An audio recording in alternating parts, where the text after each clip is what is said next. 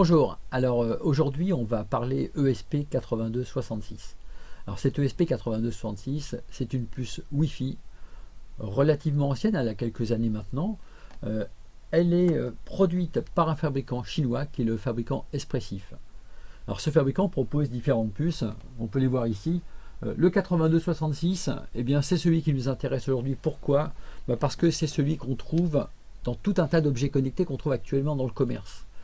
C'est le cas des boîtiers Sonoff, c'est également le cas de tout un tas de prises connectées. Alors ici j'ai une Gosound SP111 et ces différents objets connectés qui emploient ces puces ont un intérêt, c'est qu'on peut très facilement les hacker, les modifier et avoir ainsi la possibilité de disposer d'un firmware maison avec un avantage, c'est que ce firmware maison il sera beaucoup plus difficilement hackable par le réseau, par des pirates. Et vous savez qu'aujourd'hui les objets connectés sont largement victimes du piratage, tout simplement parce que pour la plupart ils se rendent sur des serveurs chinois dont la sécurité n'est absolument pas garantie.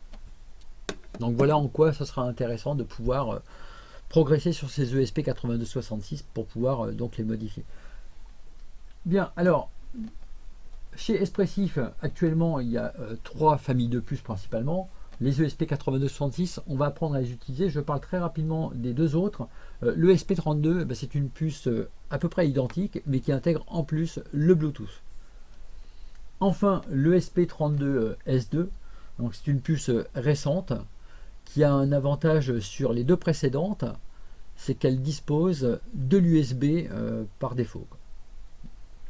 Donc c'est son principal avantage. Alors elle vient tout juste d'apparaître, donc pour le moment on ne trouve pas de module ESP32S, mais très rapidement, dès que les modules seront disponibles, eh bien, je ferai quelques vidéos pour montrer quelles sont les possibilités de ces puces, et en particulier l'usage de l'USB, qui est quelque chose qui peut être vraiment intéressant. Alors le ESP8266 dans le détail, on va faire vite. Cet ESP8266, en fait il existe en deux variantes. Le 8266 et le 8285. En fait, dans ces objets connectés, ce qu'on trouve, ce sont des 8285, parce que le 8285 a un avantage, c'est qu'il intègre, on peut le voir ici, de la mémoire flash. Donc il peut intégrer le logiciel directement dans la puce, on n'a pas besoin de mettre une puce de mémoire flash à côté. Donc voilà pourquoi on le trouve dans tous ces objets connectés. Pour pratiquer, pour pratiquer, on va utiliser un module comme celui-ci. C'est un module Wimos. On en trouve tout un tas sur AliExpress. Il y a plein de variantes. Les différences ne sont pas très importantes entre les différents modules. Ce qui veut dire que toutes les vidéos qu'on va voir maintenant, toutes les vidéos de cette série, vous pourrez les appliquer sur des modules différents sans aucun problème. Donc ce module, nous allons apprendre à le programmer avec le logiciel Arduino. Et dans cette première vidéo, ce que je vous propose de voir, c'est comment configurer le logiciel Arduino pour pouvoir utiliser ce module. Alors ce module et tous les modules à peu près semblables que vous pourrez trouver sur des sites comme AliExpress. Alors ça vaut quelques euros avec les frais de port. Enfin frais de port qui sont souvent d'ailleurs gratuits. Pour pouvoir l'utiliser sur Arduino, il faut ajouter les cartes correspondantes et en particulier il faut ajouter tout le système de développement pour ces puces. Donc pour ça, on va commencer par chercher ESP8266 JSON Arduino.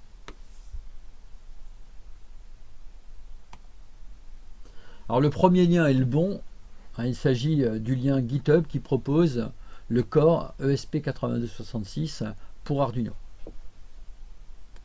Donc je clique sur le lien. Je me rends sur la page GitHub correspondante. On va rapidement parcourir tout ça pour obtenir ce qui nous intéresse. C'est le Board Manager Link, qui est donc la référence, l'adresse d'un fichier qui va fournir toutes les informations au logiciel Arduino pour réaliser l'installation de cette carte. Enfin de cette carte et de ces séries de cartes en fait. On copie le lien. Et puis maintenant, on va voir deux approches, l'approche avec Arduino et l'approche avec comme éditeur le logiciel Visual Studio Code. Donc d'abord avec Arduino. On va donc démarrer le logiciel Arduino. Donc ce logiciel Arduino, il est configurable, on va le voir tout de suite. Et dans le menu Fichier, dans les préférences, bien, on dispose ici d'un champ qui nous permet de spécifier des cartes supplémentaires. Alors pour voir de façon plus détaillée les références à ces fichiers pour les cartes supplémentaires, on va cliquer sur le bouton qui se trouve là. Bien, et ici on obtient donc une fenêtre dans laquelle on va pouvoir ajouter comme ça différentes cartes. Donc j'ajoute un retour à la ligne et je colle la référence au fichier JSON des ESP8266. Ok, on valide. Je valide et maintenant je peux aller dans les outils, modifier le type de carte et je vais choisir le gestionnaire de cartes. Donc ce gestionnaire de cartes, il va charger à partir de la liste des fichiers JSON l'ensemble des cartes qui peuvent être installées. On va taper ESP8266 pour pouvoir filtrer. Et là, on voit qu'effectivement, on peut installer toute la suite logicielle pour les ESP8266. Je vous conseille de choisir la dernière version, évidemment. Et on procède à l'installation. Donc cette installation, elle nécessite un petit peu de temps, parce que finalement, installer un nouveau type de carte, c'est pas seulement installer des configurations de cartes, c'est également installer tout le logiciel de développement pour la carte, puisque les processeurs qui sont intégrés dans les ESP8266, ce sont des processeurs qui jusqu'alors étaient inconnus d'Arduino. Donc on a besoin d'un compilateur C, on a besoin d'un éditeur de liens, etc. Donc tout ça, c'est ce qui est installé. Donc voilà, l'installation est terminée, c'est quelque chose de relativement rapide. Alors avant de passer à la programmation à proprement parler pour un exemple très simple, ce que je vous propose, c'est de voir comment on peut configurer également Visual Studio Code. Alors Visual Studio Code dispose d'un plugin Arduino. Ce plugin Arduino, j'ai montré comment on pouvait l'installer précédemment dans une autre vidéo. Donc je vous recommande d'aller suivre cette vidéo, ça prend 15 minutes maximum, téléchargement inclus pour Visual Studio Code ainsi que l'installation du plugin Arduino. Et vous verrez que ça apporte beaucoup de souplesse en termes de programmation. D'abord parce qu'on a de l'autocomplétion, une autocomplétion intelligente. On a un système d'indentation qui fonctionne très bien. Et en plus de ça, au niveau de l'autocomplétion, vous verrez qu'on pourra voir apparaître toutes les propriétés d'un objet. Et ça, ce sera vraiment intéressant pour progresser en programmation Arduino. Donc ici, je me rends dans les extensions. Donc il y a une extension Arduino. On va voir comment la configurer. Donc je choisis Configure Extension Settings. Et on voit ici qu'on peut ajouter des adresses pour des cartes additionnelles. Et pour le faire, on édite le fichier settings.json. Bien, on est dans le fichier settings.json. Ici, on a ce qui concerne les cartes additionnelles, les URL additionnelles. Il suffit d'ajouter une virgule, et entre guillemets, de coller le lien que l'on avait copié tout à l'heure. On enregistre ça. L'enregistrement se fait par CTRL S. Vous pouvez sinon aller dans Fichier, Save bien sûr. Pour que ce soit pris en compte, le plus simple c'est de fermer VS Code et de le réouvrir.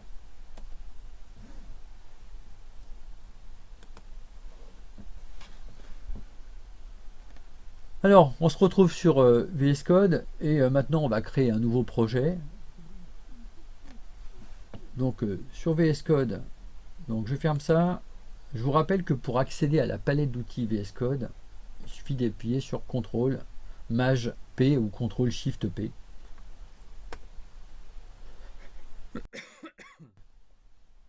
Bien, on va d'abord gérer l'installation des cartes. Donc pour ça, on va dans Arduino Board Manager. Ici, on tape ESP8266 et on clique sur Install. Alors d'un côté ou de l'autre, ça ressemble beaucoup à ce qu'on avait dans Arduino évidemment.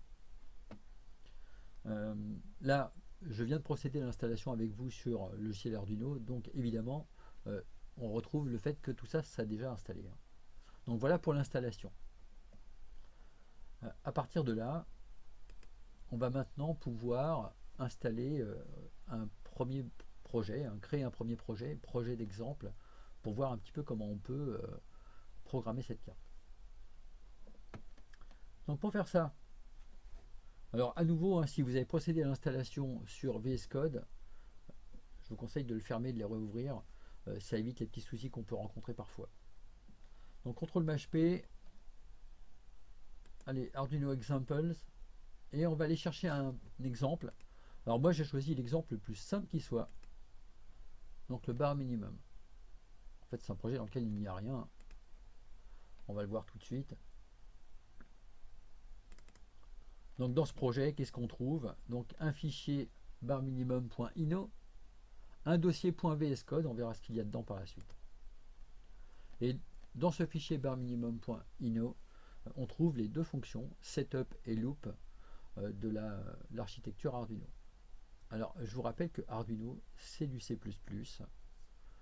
Il ne faut pas s'imaginer que c'est un autre langage parce que la fonction main n'apparaît pas explicitement ici. La fonction main, elle est cachée quelque part. Et cette fonction main, elle appelle la fonction setup dans un premier temps. Et ensuite, dans une boucle infinie, elle appelle la fonction loop. Donc c'est bien du C qui se trouve derrière Arduino.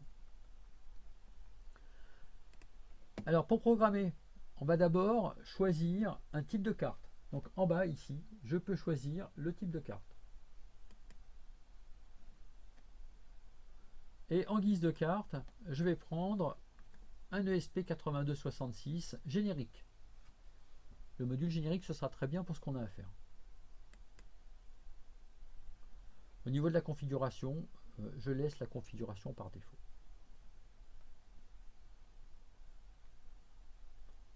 Donc je referme. Ensuite, on va connecter la carte pour y voir un petit peu plus clair. Donc je connecte la carte en USB bien sûr. Cette carte, elle dispose donc d'un convertisseur USB série parce que le ESP8266 ne dispose pas d'une interface USB. Il y a donc un convertisseur sur la carte. Et ici, on a accès au port COM et on va sélectionner le bon port COM. Donc le port COM, pour moi c'est le COM18, pour vous ce sera pratiquement obligatoirement autre chose, il n'y a aucune raison que ce soit la même chose. L'essentiel c'est de sélectionner la bonne carte. Donc voilà, on a sélectionné la bonne carte, on peut même tenter d'envoyer le programme ici avec un upload. Alors ça prend un petit peu de temps, donc je ne vais pas le faire, on va déjà programmer cette carte. Alors pour ce premier programme, ce que je vous propose, c'est juste d'envoyer une information série et de la visualiser sur le moniteur série de VS Code. Si vous avez décidé de travailler avec le logiciel IDE Arduino, vous pouvez faire exactement la même chose que ce qu'on va faire maintenant, bien entendu. Donc ici, on va utiliser une liaison série. Donc pour ça, on utilise l'objet serial, point, et on va choisir une méthode de cet objet serial. Alors l'avantage de VS Code, je vous l'ai dit, c'est ce système d'autocomplétion relativement intelligent qui va permettre de récupérer toutes les méthodes d'un objet et de les visualiser ici. En fait, quand je tape le point, je devrais voir apparaître la liste des méthodes disponibles pour l'objet serial. Alors, pour l'objet serial, ça ne fonctionne pas du premier coup. On va voir comment le faire apparaître. Alors pour ça, on va aller dans le .vs code ici, dans ce dossier .vs code que vous trouvez là-haut. Et on va ouvrir le fichier ccpp-properties.json. Et dans les différentes définitions de la configuration, on va ajouter un paramètre, entre guillemets, USB con. Voilà, on le sauvegarde. Et puis on peut le refermer. Donc pas de difficulté particulière, bien penser à mettre la virgule et le texte se met entre guillemets.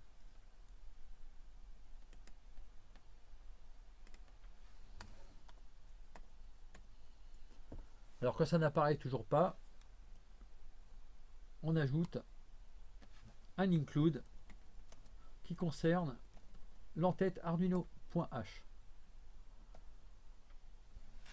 Alors ça prend un petit peu de temps pour que le logiciel VS Code, toute la partie IntelliSense de VS Code, aille rechercher ce qui se trouve dans les bibliothèques pour pouvoir identifier ensuite les objets.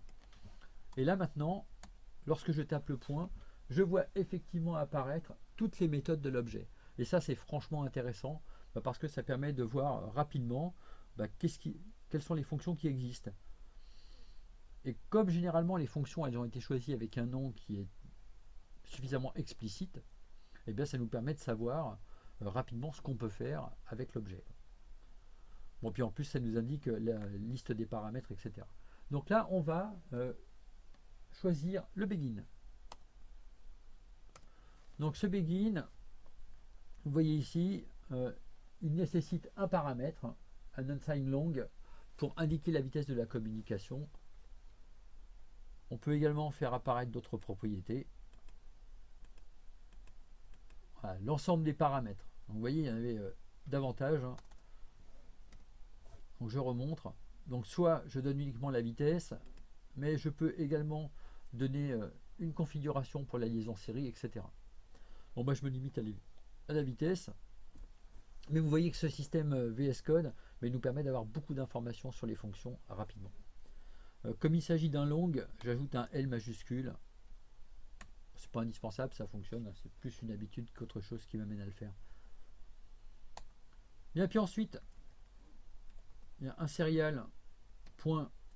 Et bien, on va aller chercher de quoi afficher sur la ligne série. Et pour ça, on dispose de différents prints. Je vais prendre le print ln pour avoir un retour à la ligne. Alors, je vais commencer par un premier print ln avec rien du tout. Et puis, je vais en faire un autre. Et vous voyez, il me propose tout de suite le println. On gagne beaucoup de temps en fait dans la frappe. Et là, eh bien, un petit texte. Donc, programmer l'ESP8266 sous Arduino, c'est facile. Bien, bon, on va se limiter à ça pour ce premier programme. Donc je le sauvegarde avec CTRL S et je l'envoie dans la carte ici.